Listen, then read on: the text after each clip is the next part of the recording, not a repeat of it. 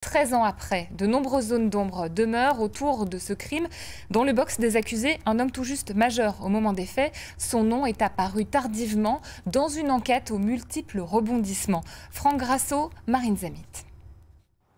Il n'y a plus qu'une boîte aux lettres pour témoigner de l'histoire. La poste a disparu, mais elle est restée. À la manière d'une plaque commémorative, elle rappelle qu'ici, un drame est arrivé. Les images ont vieilli, c'était il y a 13 ans. Ce matin de décembre, on découvrait le corps de Catherine Burgot, lardée de 28 coups de couteau. La postière était enceinte et déjà mère de Cédric et Justine. C'était une petite fille de 8 ans, c'est aujourd'hui une jeune femme de 21 ans. Mais on peut dire la même chose de son grand frère, qui était un étudiant, qui est devenu un homme inséré dans la vie active, et qui, tous deux, ont traversé ces 13 années sans comprendre ce qu'il était arrivé à leur mère.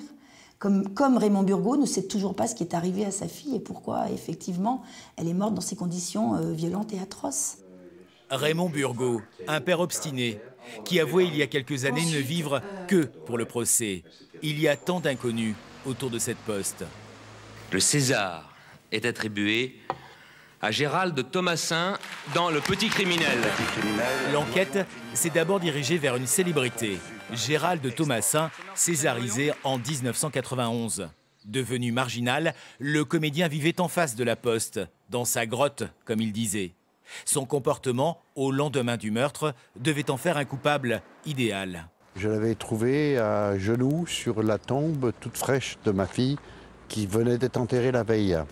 Il a recommencé 2 jours après, c'est mon gendre là qui l'a surpris. Il était à genoux devant l'entrée du bureau de poste où a eu lieu le crime. Il avait une rose à la main et il pleurait également. Longtemps, Thomassin est resté l'acteur principal de l'affaire. Curieusement, c'est au moment où un autre suspect allait prendre son rôle qu'il s'est volatilisé. C'est quand même très surprenant, cette disparition, et évidemment que ça pose question.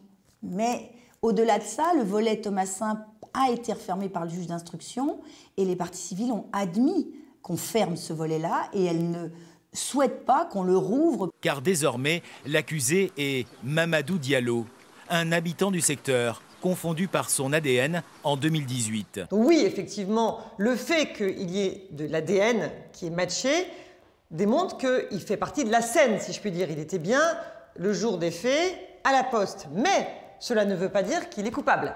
Il n'y a pas son ADN sur le corps de la victime, ni sur le coffre-fort. Diallo dit avoir découvert le corps et s'être saisi de l'argent qui traînait, 2 600 €. Il a pris peur.